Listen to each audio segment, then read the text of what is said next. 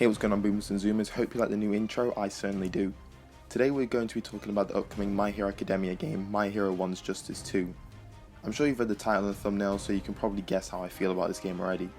I was going to create a video talking about anime games in 2020 as a whole, but the only ones I really care about are My Hero One's Justice and DBZ Kakarot, so I might not even bother with that video idea. Without further ado, let's get into it.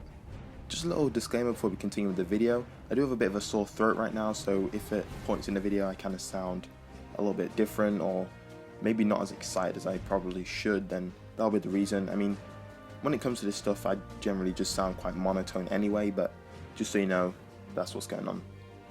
So the first one's Justice game released in 2018, which is much later than I thought, and to my knowledge it garnered some very positive reviews from the general playbase, with mainstream gaming outlets also reviewing the game fairly well.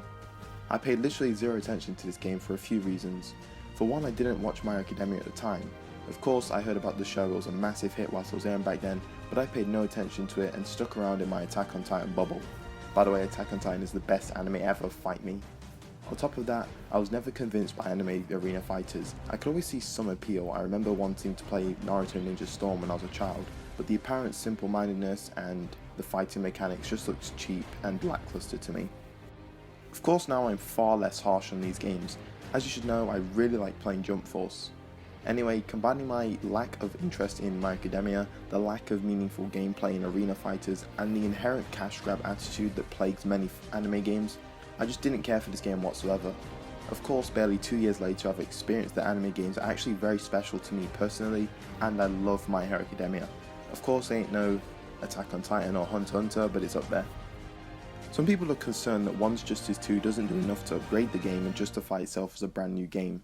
Personally, since I never played the first game, I am more than happy to pay full price for this game because, to me, it makes no difference. As far as I know, there are some minor changes such as UI and stuff. The story is obviously completely different as well. One mechanic I really like the look of is the Team Plus Ultras, which allows your characters to perform team super attacks depending on who you have on your team, and this will essentially reenact key moments from the show that involves these characters. Like I said, I was never too keen on the anime arena fighters, at least not before Jump Force, but now I am really interested in playing this game. I'm interested to see how the combo system works and the destruction elements, as well as any other fighting mechanics that I'm not familiar with. I cannot state how much I love My Hero Academia. The consistent pacing and most importantly its wide cast of characters are so appealing. Couple that with some excellent animation and soundtrack work, and you've got one hype show. If you're a returning viewer, it should be no surprise that I really like anime. For the better part of the past year, my channel has been primarily focused on anime gaming content for Jump Force. I wouldn't categorize my channel as an anime gaming channel, but I do want to integrate My Hero One's Justice 2 into my regular Jump Force content later down the line. So let's talk a little bit about the current roster for One's Justice 2.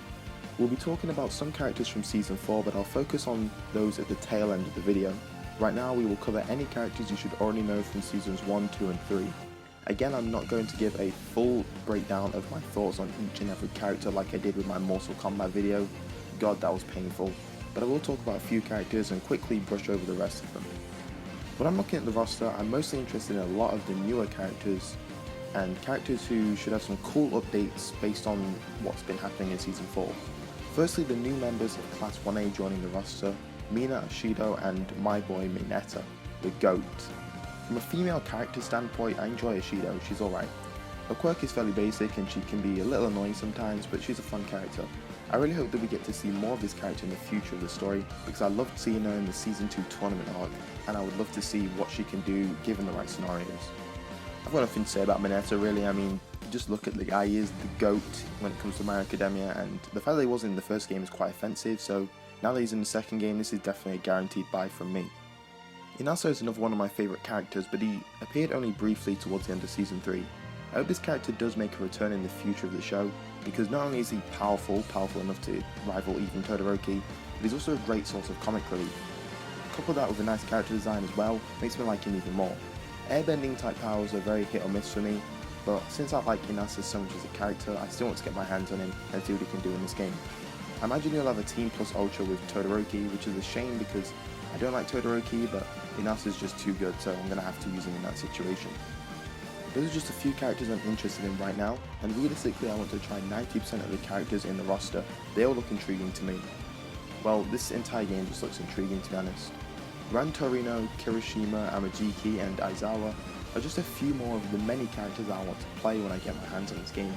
I doubt I'll pick it up as soon as it launches in March, but after a couple of months if I enjoy the game, then expect to see content on it in the future.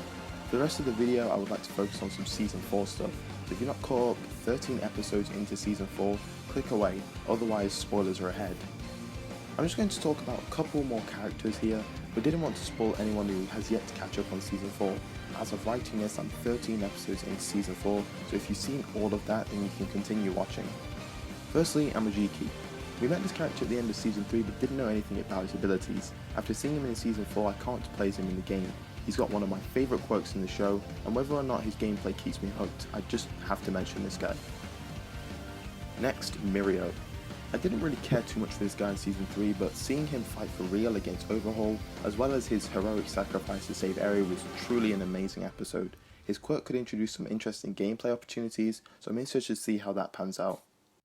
Next up is Kirishima, or as he's known now, Red Riot. Kirishima is one of my favourite characters in the show, especially after Season 4. Seeing his Red Riot Unbreakable form is something I want to see in the game. Also, Kirishima is one of my favourite quirks in the show, possibly my absolute favourite.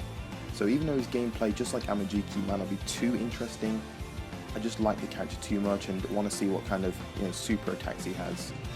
Another reason I'm hyped for Kirishima is because of this next character, and he is Fat Gun. If you're caught with the anime, you'll know why I'm hyped. The episode where Fat Gun's body was being destroyed by the Yakuza member, only for Red Riot to heroically take the brunt of the attacks to protect Fat Gun even though they were both in such a bad shape. Then Fat Gun condenses his lost weight into an incredibly powerful punch. I know you didn't come here for a recap of the series or the season or the episode, but I just can't express how unbelievably excited I was in that episode. One of the best in the show so far. Overhaul is getting two character forms, his regular form and his absorbed form, we'll call it.